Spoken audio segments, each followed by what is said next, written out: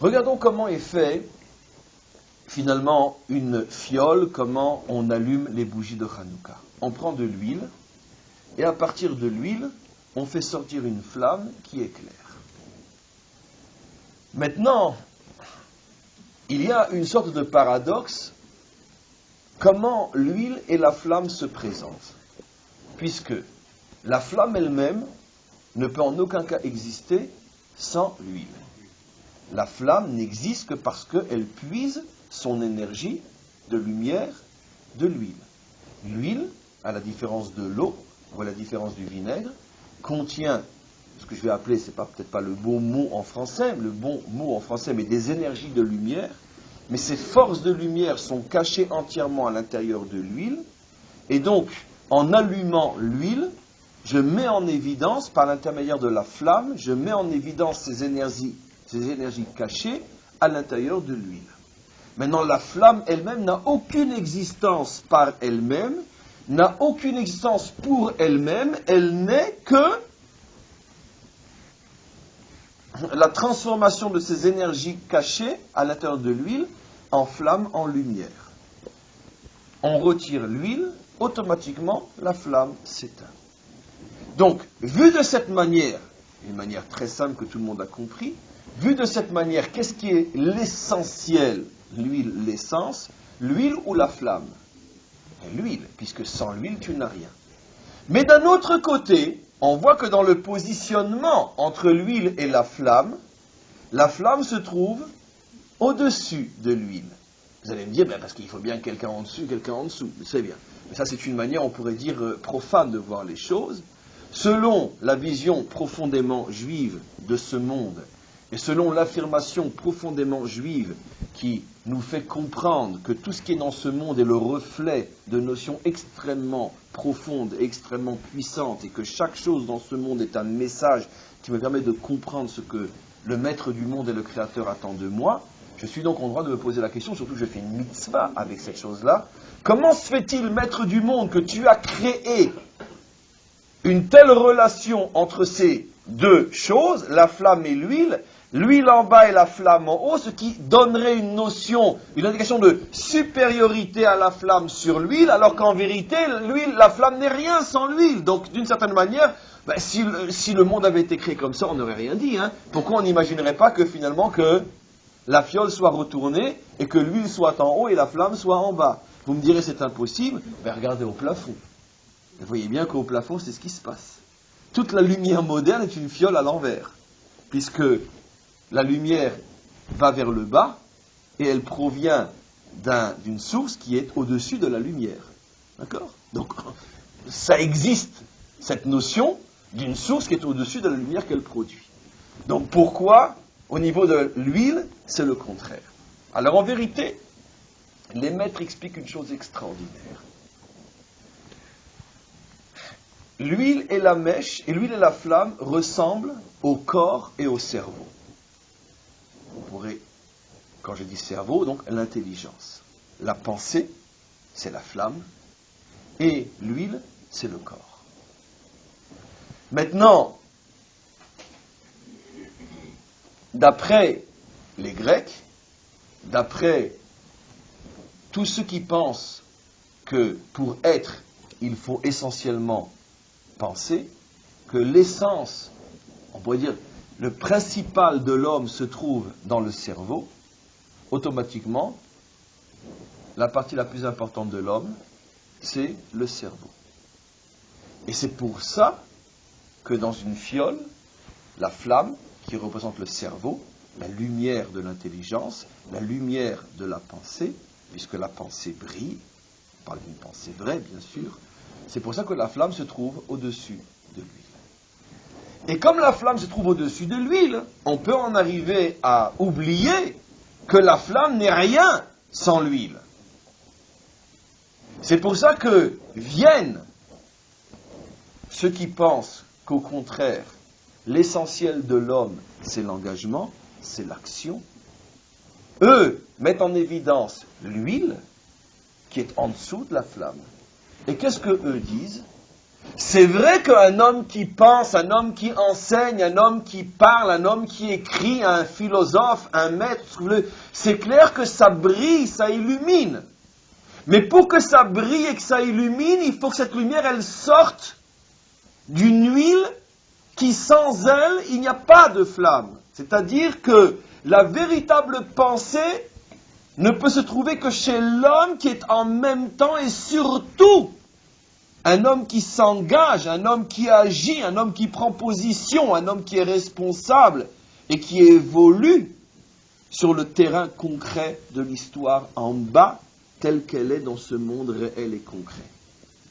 C'est-à-dire que, à partir du moment où tu es un homme huile, à partir du moment où tu es un homme engagé, alors effectivement, la lumière qui va sortir de ton cerveau et de ta bouche est une lumière qui se trouve au-dessus de l'huile, parce que c'est clair, c'est une lumière qui va aller plus loin que ton huile, une lumière qui va effectivement illuminer et qui va se propager.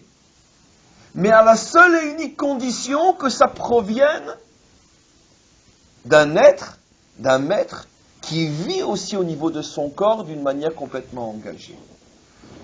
Des exemples de ce que je veux dire, quelqu'un qui par exemple enseignerait la pensée juive, mais qui n'est pas quelqu'un d'extrêmement méticuleux dans la pratique de sa pensée, automatiquement, à quoi il ressemble? Il ressemble à une flamme sans huile, donc à une illusion de lumière, tout simplement. Ben oui, puisqu'il n'a pas l'huile. L'huile étant l'engagement, l'huile étant le corps, l'huile étant le naasé. Je m'engage et je suis, je fais et je suis. Donc c'est vrai qu'on peut créer des lumières artificielles, on peut créer, on pourrait dire, de fausses lumières. Ces fausses lumières qui donnent l'impression de briller, mais comme elles ne s'enracinent pas, elles ne puissent pas de l'intérieur même de l'huile, ce ne sont que des lumières illusoires qui ne peuvent éclairer que d'une manière illusoire.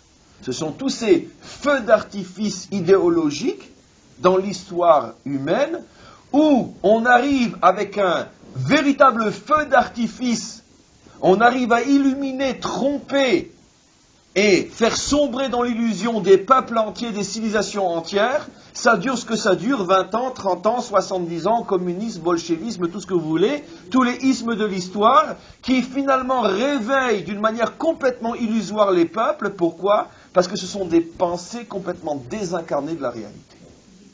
Ce sont des utopies, exactement. Toutes les utopies qui ont façonné l'histoire humaine, d'échec en échec, d'illusion en illusion, de arzava en arzava, comme on dit, de déception en déception. Maintenant, toute l'histoire humaine est surtout faite de ce genre de flammes sans huile, mais ça marche. Pourquoi? Parce qu'au moment où ça brille, et donc ça aveugle, et tout le monde est fasciné par, voilà. Ça, c'est la Grèce. La Grèce, comment? Le communisme a agi, il a agi mal, mais il a agi beaucoup. Mais c'est quoi une utopie? Alors, vous posez une très très bonne question. Bien sûr qu'il y a toujours, avec chaque utopie, une action. Mais il y a une différence énorme entre l'action engendrée par l'utopie et l'action qui est au niveau de l'huile. Toute utopie, pour pouvoir survivre, a besoin de quoi? De s'affirmer dans l'intolérance, la violence, la méchanceté, la cruauté. Bien sûr. Puisque qu'est-ce que c'est la définition même d'une utopie? C'est que la réalité refuse l'idée. Et donc, comme l'utopie ne veut pas mourir, elle fait mourir la réalité.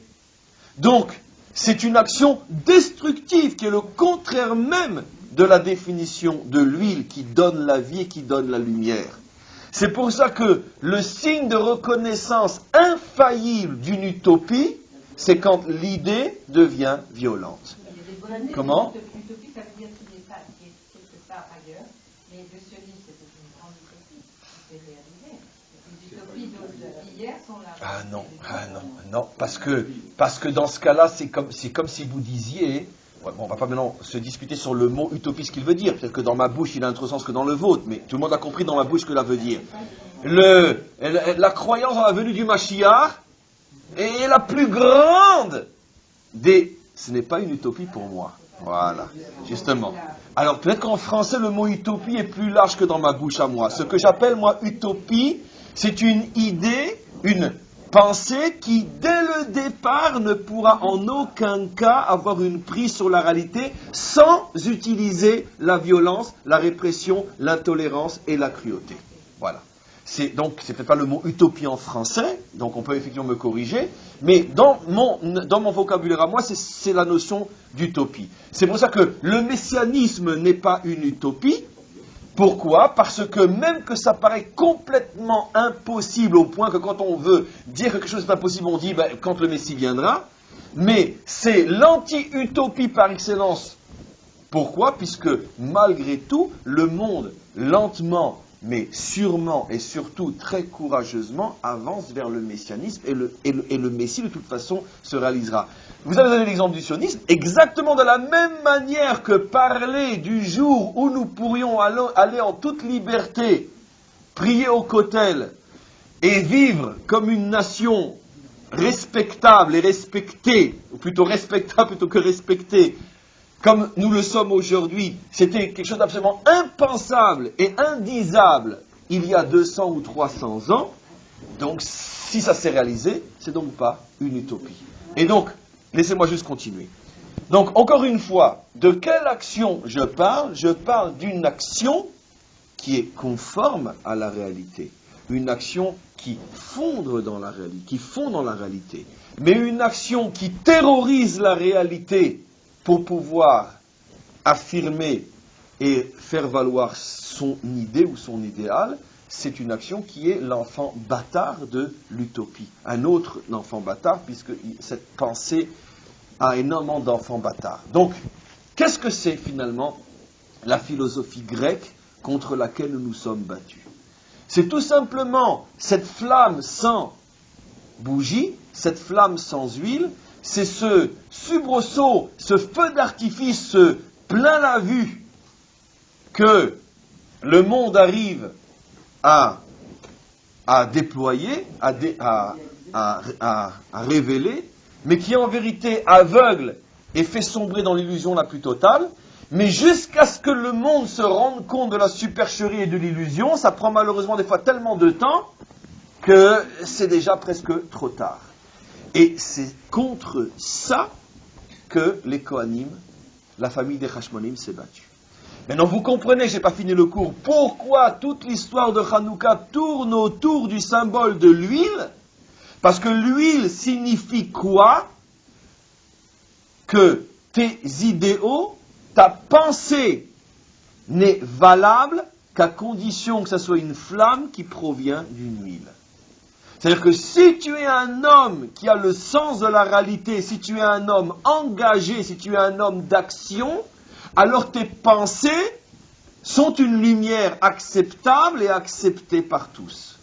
Mais si tu n'es pas un homme qui s'engage concrètement sur le terrain de l'action, une action constructive et non fanatique, si tu n'es pas un homme qui construit avec tes actions, automatiquement ta pensée est une illusion contre laquelle il faut se battre, parce que si on n'éteint pas cette flamme dès sa naissance, elle finira par faire sombrer le monde dans l'illusion et dans la déception d'une nouvelle idéologie auquel on a cru et qui a débouti sur un néant de plus.